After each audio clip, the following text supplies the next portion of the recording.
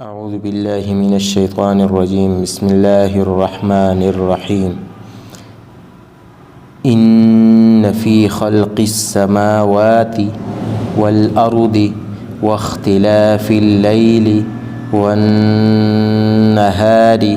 والفلك التي تجري في البحر بما ينفع الناس وما أنزل الله من السماء من ماء فأحيا به الأرض بعد موتها وبث فيها من كل دابة وتصريف الرياح والسحاب المسخر بين السماء والأرض لآيات لقوم يعقلون.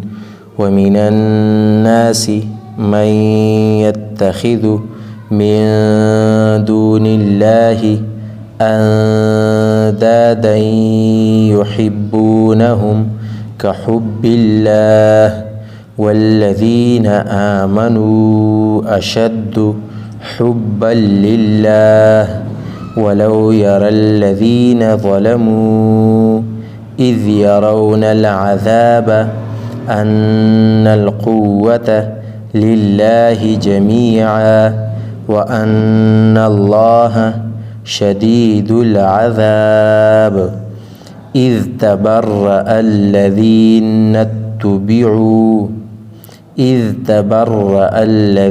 اتبعوا من الذين اتبعوا ورأوا العذاب وتقطعت بهم الأسباب.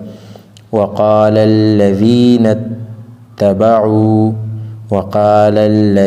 اتبعوا لو أن لنا كرة فنتبرأ منهم كما تبرؤوا منا كذلك يريهم الله أعمالهم حسرات عليهم وما هم بخارجين من النار.